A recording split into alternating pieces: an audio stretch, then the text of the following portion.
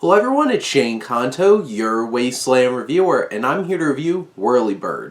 And this is a documentary that focuses on the life of Zoe and Marika Tur and their careers as journalists and news chasers, basically, and how they kind of revolutionized the news with their helicopter work during such big events as the Rodney King riots, and they're that helicopter that's like right up next to OJ's Bronco throughout that whole entire chase. And also them as a family and Zoe Tur's own transition from being born man into becoming Zoe. And this film is from director Matt Yoka, and there's a lot going on in this film, like I mentioned, whether it's the bigger, broader themes of the change of news and the morality of how news is covered, and having that as a big overarching theme of this documentary, but also how they were, like, their drive to always be there for the news, but also how did that affect their family? How did it affect their marriage? And looking at them as individuals, like, this is much more focused on Zoe Tur from like a deeper getting to know them perspective, but you still get an understanding of both of them throughout this film. And it's not the most well structured documentary. It's not the most well put together documentary. There's a lack of finesse and care in terms of transitioning between ideas and narratively how it's structured and how much time they really give to some of these things. And there's some drastic shifts because, like, I felt like the pacing was fine at the beginning because it's very brisk. This is an hour and 40-minute documentary of them going through this transition of, like, we're getting this helicopter, we're going through this event and this event, and it started to become very episodic towards the center. And then obviously we know of Zoe Tur's transition because we're hearing from Zoe Tur the whole entire film. But there's this jump where it's like you're in the thick of it with this OJ situation, and then Zoe had gone to Burning Man, and like that's where it's like not once up to this point had any of this idea of transition and not feeling like oneself in their own body comes up until like well halfway into the film, and then you're just like bam, like obviously you know this is coming, but it just kind of feels out of nowhere. And I felt like from like a narrative structure and a story structure, it felt kind of shocking and jarring and shifting into this.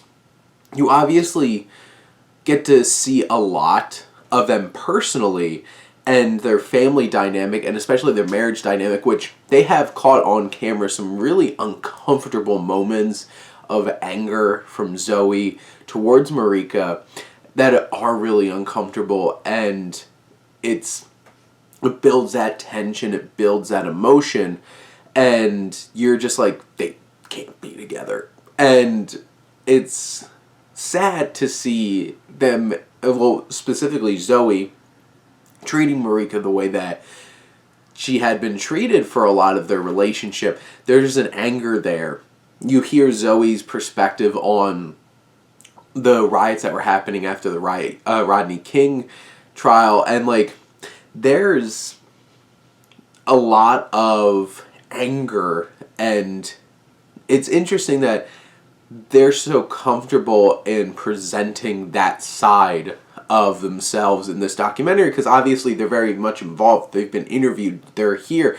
They gave up this footage. You have all this footage, and it is an interesting story. And from that bigger theme, that bigger perspective, seeing how news changed, and like Anchorman 2: The Legend Continues spoofs this idea, but like really digs into the same idea of like making news and them always having to be there, and like watching a car chase on the news wasn't news until this time, and the Turs were so deep into this situation. Like, this reminded me of something like Nightcrawler. Like, they did not go as far as some of the things that happened in that film, but it's that kind of idea where they're so there. You see early on Zoe having these fights with police officers, and police officers straight decking them.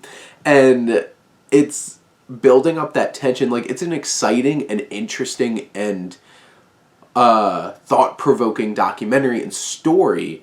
It's just, this film isn't exactly the cleanest and most finished documentary, and it doesn't spend enough time fleshing out certain things that would have benefited from being fleshed out. And you obviously, you don't know what goes on behind the scenes, but like, you only sporadically hear from their children. And it's interesting because, like, the children were very much an afterthought in their marriage because of how much work was focused there. The children also feel kind of like an afterthought a lot in the documentary because you don't get their perspective a whole lot. But the thing is, they interview the children. They're on camera, but it's so sporadic and like only scratches the surface of that perspective, and could have deepened and enriched this story, especially from their marriage and their family perspective. But the film does focus much more, at least like the first 2/3 of it, on the news and how they revolutionize things, which that's what the Turs are famous for. And obviously that's interesting, but if you're going to dig into their family stuff, not all of it was as well fleshed out, and just from a story structure, some of it just comes very abruptly along the way. But in the end, I think this is a really interesting and intriguing documentary. It poses so many ideas and thoughts to think about, and I definitely recommend you giving this a watch and renting Whirlybird.